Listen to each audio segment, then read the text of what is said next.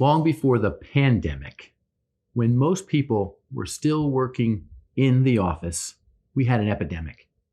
It's called knowing about without knowing. We were in a workshop with some leaders, and we asked the question, what's the difference between knowing about someone and really knowing them? One manager stood up and said, it's when I hand a project to my assistant because I know he can run the right report. And as I turn away, I realize I don't know the names of his children. Wow. Her emotions and conviction were palpable. For decades, we've been placing priorities on tasks, deadlines, deliverables, and outcomes at the cost of people, connections, and relationships. At work, we're surrounded with people we spend more waking hours with than our own families. Staying on the surface may seem safe, but it won't sustain a team that craves community and purpose. It's time we move from knowing about to knowing. Recognizing the power of relationships in the workplace should give you cause to pause and consider, what business are you in? Sounds like a simple question, and it produces lots of confusion. When you're asked about or think about the business you're in, it's easy to default to your industry or products.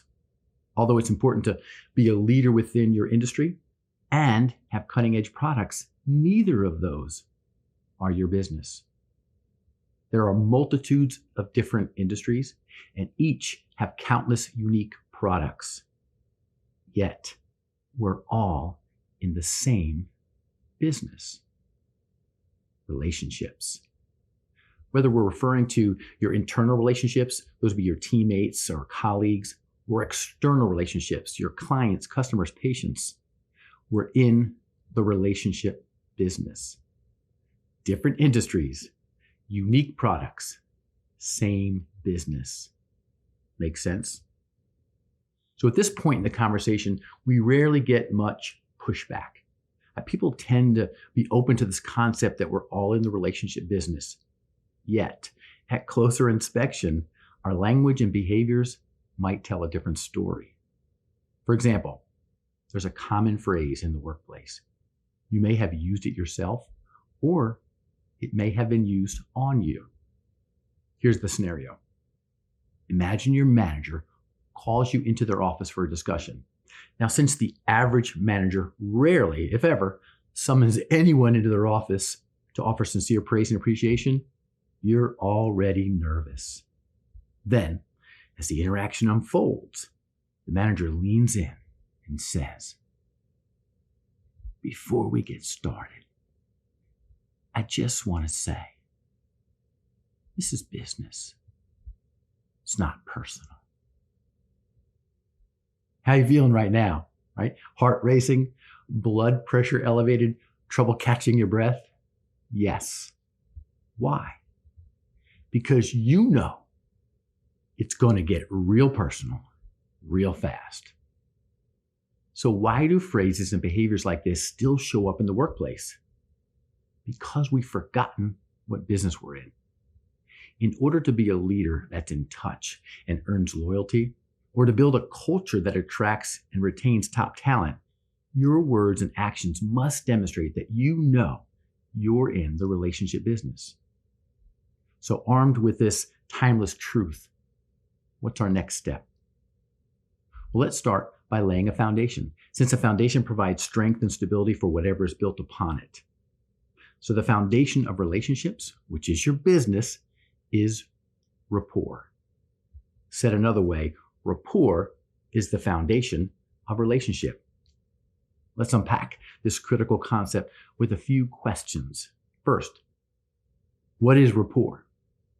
If we reflect on what it's like to have rapport with another person, a few descriptors might come to mind. Connection, community, mutual respect, understanding, even trust. These are important, fundamental concepts for humans when establishing a relationship. Second, How is rapport created? First and foremost, we build rapport through communication, or better yet, conversation. Let's think about the basics of conversation. One person talks and the other person listens, right? Then we switch. It's called a dialogue. It's how we create connections, uncover commonalities, demonstrate respect, and gain understanding with others. Now, thinking about those two aspects of an effective conversation, talking and listening, let's ask ourselves a question. Of the two, talking or listening, which one could most of us use some improvement? Yes, listening. That's the right answer for all of us. And what we found is that effective listening is preceded by good questions. So the question was, how is rapport created? By asking skillful questions and listening intently. Finally, what are the most common barriers to building rapport at work? Time and distractions. From one perspective, focusing on our business is free. There's no cost to being interested in someone and building a relationship with them. Well, that's not actually true. There is a cost, not a monetary cost, rather demands what's most scarce in our lives: time and attention. We mentioned earlier that tasks, deadlines, deliverables, and outcomes end up getting our time and attention at the cost of people, connections, and relationships. Focusing on your business will require a fundamental shift in how you allocate your precious time and attention. Oh, remember we mentioned that rapport also involves trust? Think about it this way. If rapport is the foundation of a relationship, then trust is the cornerstone of rapport. And when trust is present between two people or within a group, anything is possible. So what can we do to work on our business of deepening and strengthening relationships? The answer is simple and difficult. Simple because all you need to do is ask skillful questions and listen intently. Difficult because that requires your time and attention.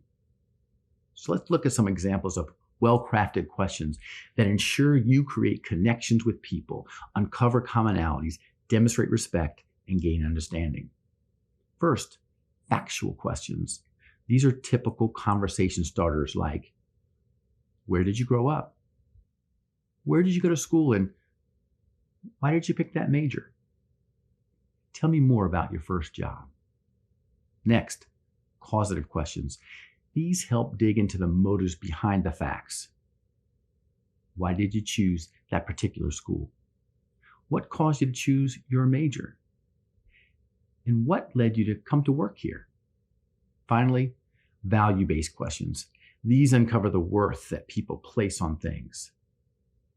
Tell me about a person who's had a major impact on your life. If you could go back 10 years and give yourself some advice, what would that be?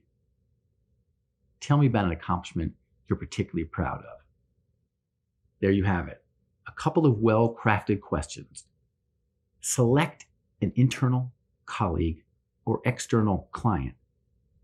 Ask, listen, and learn. The connections you create, the commonalities you uncover, the respect you demonstrate, and the understanding you gain will ensure you'll be successful and more effective in focusing on your business relationships.